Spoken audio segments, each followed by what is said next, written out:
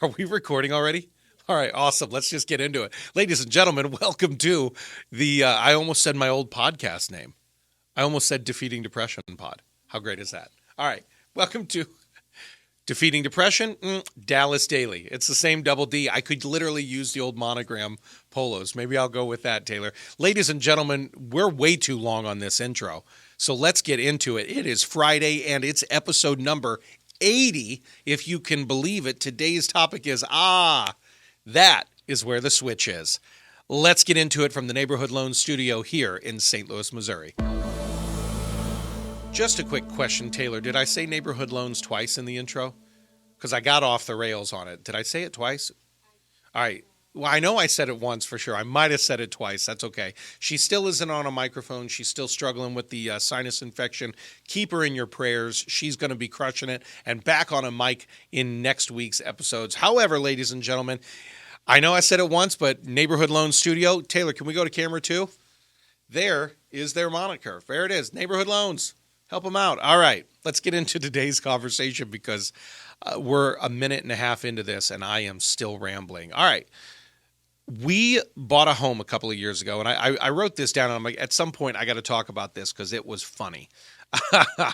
We bought a home a couple of years ago, and the way the main floor is set up, our master bedroom for my wife and I is on the main floor, and you can come out towards like the kitchen area. Our bathroom is attached, but on the other side of the bathroom is actually my home office. And there's a set of pocket doors, okay, that separate the bathroom from the office. One day we're actually planning to seal that up so there's no connection point through. But the main floor was kind of designed as one big loop from kitchen, living room, down the hallway, guest bathroom, into my office, into our bathroom, into our bedroom, and keep that loop going. Way too much detail, but you need to know that detail for the rest of this little topic here today. In our master bathroom, which is right under the floor of my 14-year-old's bedroom, okay? And in that master bathroom, we've got our main hanging light in the center of the room and a couple of surrounding lights. And there's a switch on the one wall and there's a switch near the vanity section. There was a third switch.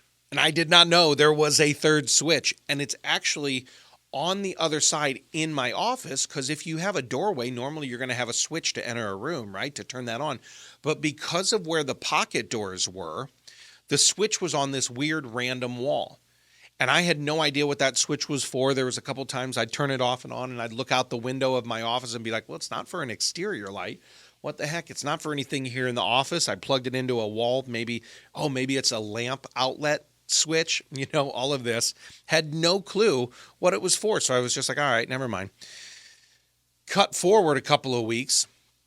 My son is up in his room and we can literally, it sounds like he's got a buddy over and they're like, poof, and we find out they're wrestling up in their bedroom. And I finally went up because the light, our main light in the bathroom went off. I was like, what the heck? Did they just kick that? You guys already know what's happening. It's the switch in my office was off. I had no idea it was off, how it got turned off that last time.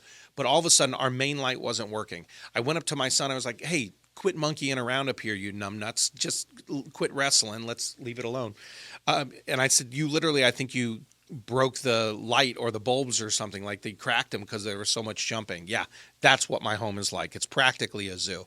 So I switch out the bulbs, nothing. We're a couple of weeks of like, what the heck? We order a new fixture. I'm getting ready to rewire it over the weekend, and I'm talking with my wife, and I'm in my office one day, and I was like, oh, this switch in here on this weird random wall is off. And I flip it on, and all of a sudden, all the lights come on in our bathroom again. And I just thought, holy cow. I had no idea that's what that switch was for. It appeared to do nothing.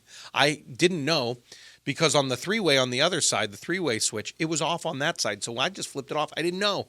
So the next time we go to turn on our light, we're like, what the heck? We thought it was our son was the problem. And he's a problem of his own. Let's get it straight, people. But, that switch. We had no idea that something else had, quote, short-circuited the illumination that we were experiencing. If you've listened to any of the previous 79 episodes, because I said earlier we were on episode 80 here, and I'm so excited about that. But if you've listened to any of these pods for any length of time, you already know where I'm going with this. I'm about to ask the question, where in your life maybe you just haven't found the right switch? Maybe something just hasn't illuminated for you yet. Maybe, just maybe, something seems off and you've tried the fixtures, right? You tried getting new ideas, changing the light bulb. You've tried all the things. You've even blamed it on someone else. And you've been like, man, if it only hadn't been, in my case, from my son jumping around in his room, or if it only hadn't been for that boss, if only it hadn't been for that relationship. Oh, if it only hadn't been for that mistake I would made, there would be illumination and I would be experiencing brightness in my life. But maybe, just maybe, you haven't quite yet found the right switch. And maybe just power isn't flowing through yet because there's something waiting for you to turn it on, to illuminate it, to become the new version of you. And the switch is there, my friend. Don't get frustrated in the process. Don't get frustrated in the process of trying to find the right thing. No. In your heart, there is a solution. We always knew there was a solution for the light fixture. We were ready to change out the fixture itself. We were ready for all of that. We just didn't know that we had not yet found the right switch. So consider in your life right now, where's somewhere where I just don't quite have illumination yet? And then I want you to actually start to self-talk to yourself. I am so happy and grateful now that illumination is coming. That's how I want you to feel about it. That low frequency feeling you're feeling, that health issue, that spiritual issue, that relational issue, that financial issue, that employment issue, that mental issue, emotional issue, whatever the issue is for you, I want you to project yourself forward into the future version of you.